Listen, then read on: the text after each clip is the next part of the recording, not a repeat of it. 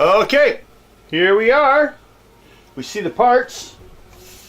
We have an ear that I went ahead and furred to show what we're going to do, and then I'm going to show you how we do it.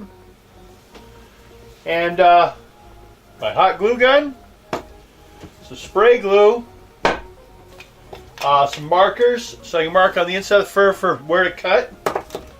Bobby pins to hold things together if necessary so I can get it lined up, because I'm going to do this probably not the way you should. Since I'm only doing one and it's kind of an experimental thing, I'm going to lay the fur right on it. I'm not going to make a pattern. If it works out and we want to make more, then I will create a pattern.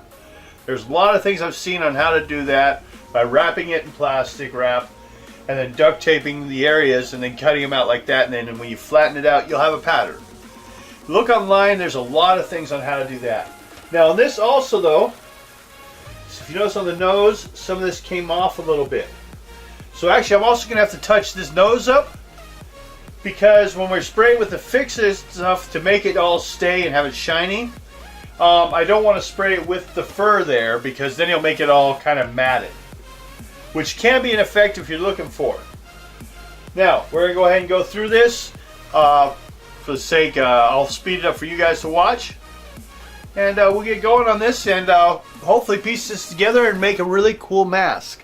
I should also show you, we did the back of this so that she can wear it. And what I did is, you see, I took the pieces, ran bobby pins through the holes, and then we put it on her head, and then we lined it, got it to the right fit to where it would come on and off easily, and that will be the basis for the back. Also in here, you might be able to see a little bit here. See inside there, I put a little bit of the netting. You can see it from this side, on the inside of the mouth. Then I drew a little line on there so it looks like, like top and bottom teeth. Just kind of see it in there. We'll also be working on the eyes later, but that'll be like one of the last things to do. So, let's get things going.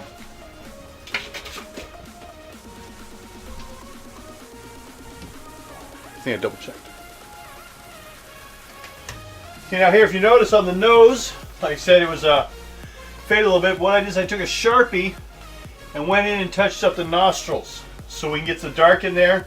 And that was going to have to repaint anyways around it a little bit. Now I'm using, basically, I have airbrush inks because I use them for everything. I have some that are good for skin, which is good if you're ever going to have to paint the inside or anything, but I see no reason to do that. But like around the eyes, that may be the case, and then it'd be safest to use that. Let's go ahead and mix this up. A little bit of red and white will do it.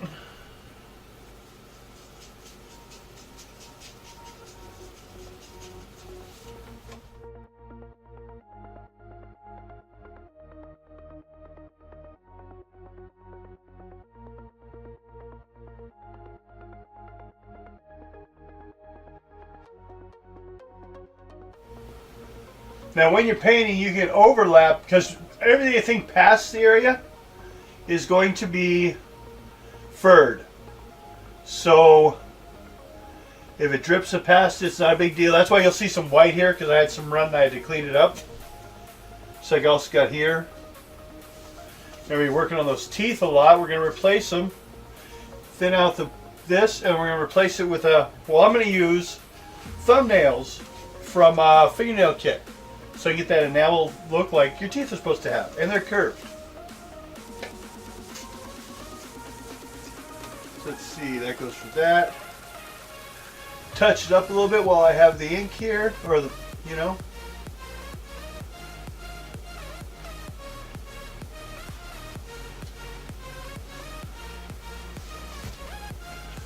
And I have some touch-ups on this.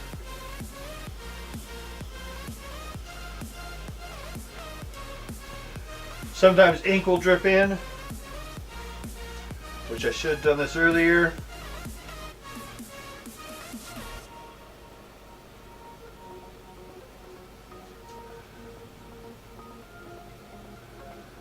Because the problem is now, when I spray it, It's going to get a little bit in the hair.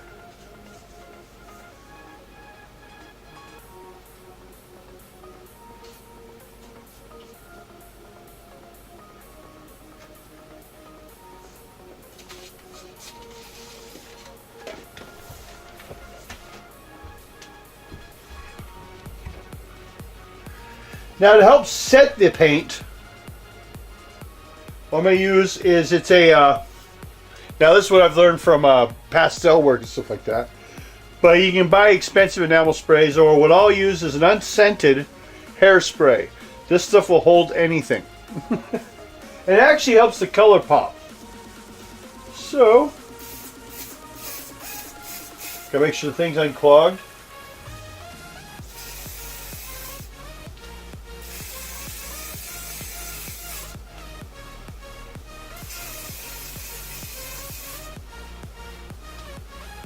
Okay, let that dry. Now we're over here to the ears. So what I did, so I got the fur all the way wrapped around this one. Now, so usually do a pattern, but since I'm kind of basically close enough to it, I know I'm not going to need this part out. Always have a little extra though. You can always remove, but you can't add. Not without making it look like you did it. We go ahead, and I'll spray this. Make sure you got ventilation around here. Not like I do.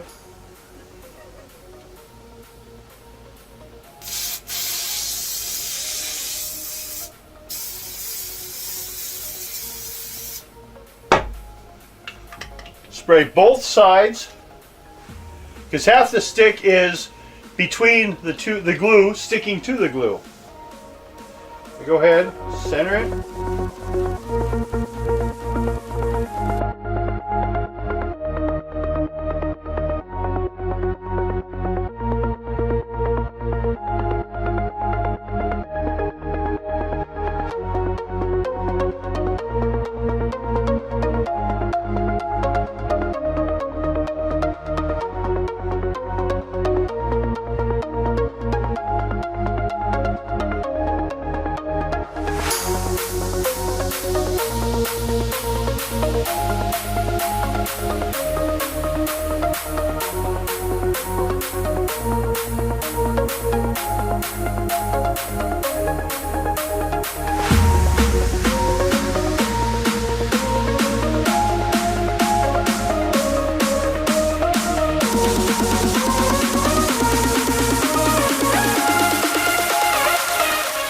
Okay, that should hold that. And I want it to have that shape, so I can start with that and work my way down.